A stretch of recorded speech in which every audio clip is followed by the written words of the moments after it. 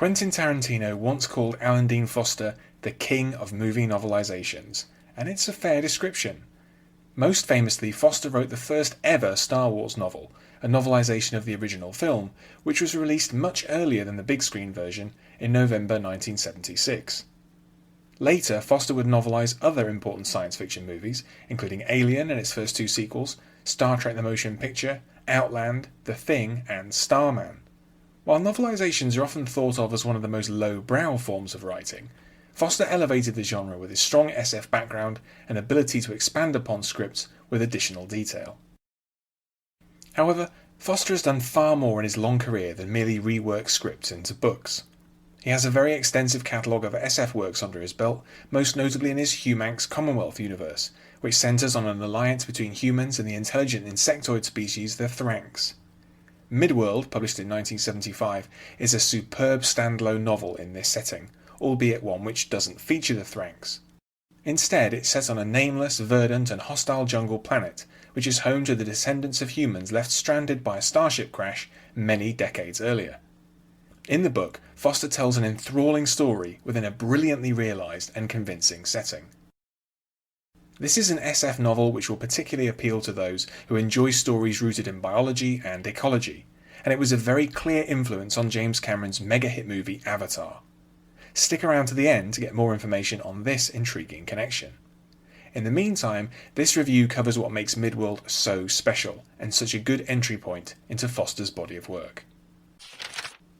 Midworld is essentially an SF adventure novel, albeit one which progresses in some surprising and fascinating ways. The setting is a nameless planet, later referred to simply as Midworld, which is covered with a vast jungle which reaches a height of around 750 metres. To say that Midworld teems with life is an understatement. In this complex and brutal ecosystem, every possible ecological niche is exploited to its fullest extent. The planet is populated by an incalculable number of diverse species. In addition to the vast trees, there are countless other forms of plant and animal life, all rigorously adapted to the savage conditions and all thoroughly alien. The opening of the story introduces Bourne, a young hunter who's part of a tribe of humans who have long since adapted to the planet after their ancestors crash-landed there around 200 years earlier. Bourne's people have little in the way of technology, but have learned to live in a precarious balance with the jungle and its countless threats. For example, their village is based within a tree which has a means to recognise them and permit them entry past its own deadly defences. In another example of symbiosis, all of Bourne's people have a lifelong link with another at least semi-intelligent species. Furcots are a kind of large, green, three-eyed hexapod which can speak English, or Teranglo as it's known in Foster's future history. They are fearsome fighters and adept trackers, with their own mysterious ways which they tend to keep hidden from Bourne's people. Clearly, Midworld needs an inciting incident to disturb the tenuous balance of the situation. Early on, Bourne and his furcot, Rumahum, discover that another human craft has crashed on their world. The pair rescue two humans from being killed by a vicious flying predator and escort them to the village within the home tree. Kimmy Logan and Jan Kahoma are two members of an illegal mission to exploit the natural resources of Midworld. As Bourne learns later, their distant facility is heavily protected not only against the local wildlife, but also against any possible incursion by the forces of the Humanx Commonwealth, which does not look kindly on interference on primitive worlds.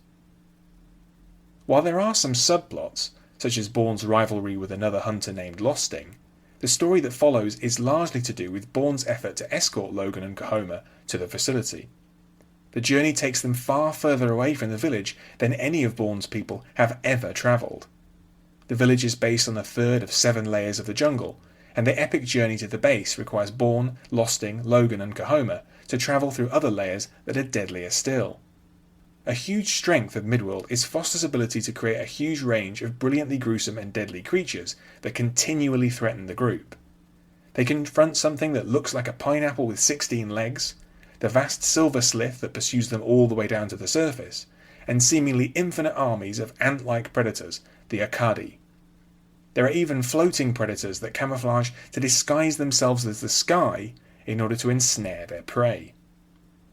In its extremely hostile jungle environment and with its menagerie of deadly creatures, Midworld definitely resembles a much earlier and similarly excellent SF book, Deathworld from 1960 by Harry Harrison.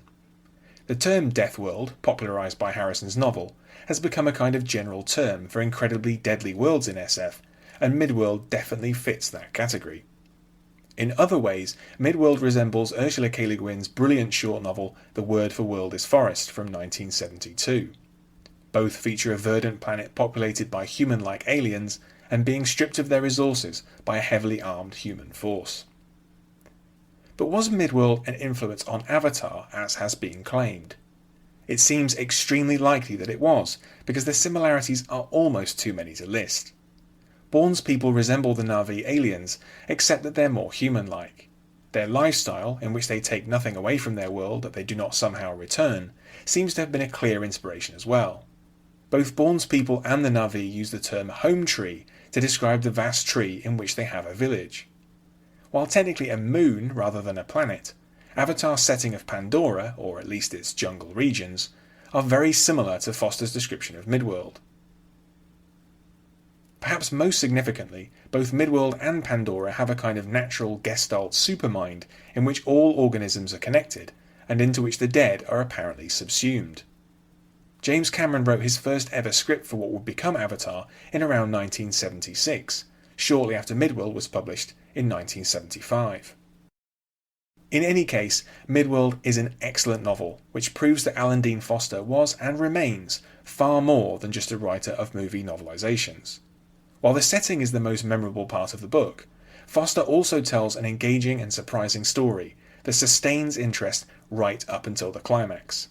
For these reasons, and for its clever extrapolation of ideas and biology into an alien world, Midworld is essential reading for SF fans. Now, to close out this episode, here's some extra bonus information about Midworld and Alan Dean Foster. While Midworld has no direct sequels per se, the 1995 novel Midflinx sees Foster's long-running characters Pip and Flinx visit the same planet, and it proves to have a significant role in Flinx's destiny. Additionally, Foster contributed the story Mid-Death to the anthology Forbidden Planets in 2006. Jonathan Wojcik is an artist and writer with an abiding love of strange and deadly creatures of all kinds. Not surprisingly, Midworld was a childhood favourite of his. In 2021, he published an article on his site Bogleech featuring his original art and various menacing creatures described in the novel. I've written and recorded reviews of both Harry Harrison's Deathworld and Ursula K. Le Guin's The Word for World is Forest. Both of these books also have strong similarities to Avatar. Together with Midworld, they could be said to form a kind of thematic trilogy of sorts. Wikipedia has a lot of interesting information about Foster's novelisation of Star Wars, which was originally titled Star Wars from the Adventures of Luke Skywalker. In 1978, Foster went on to publish the first ever original novel in the Star Wars universe, which was titled Splinter of the Mind's Eye.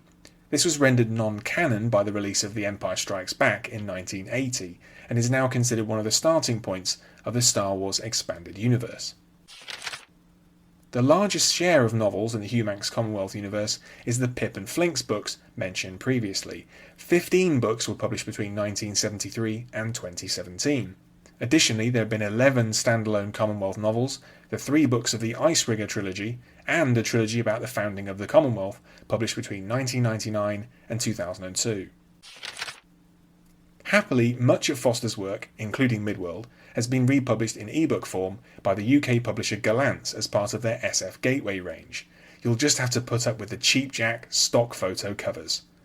Foster's full bibliography is available on the Internet Speculative Fiction Database, or the ISFDB.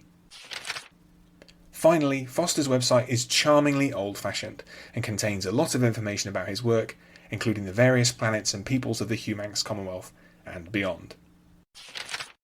You can find the links to all these external resources on my site andyjohnson.xyz. Alan Dean Foster is a really interesting figure, and I'm sure I'll be covering more of his work in the future. In the meantime, thanks for listening. Thanks for listening to this episode.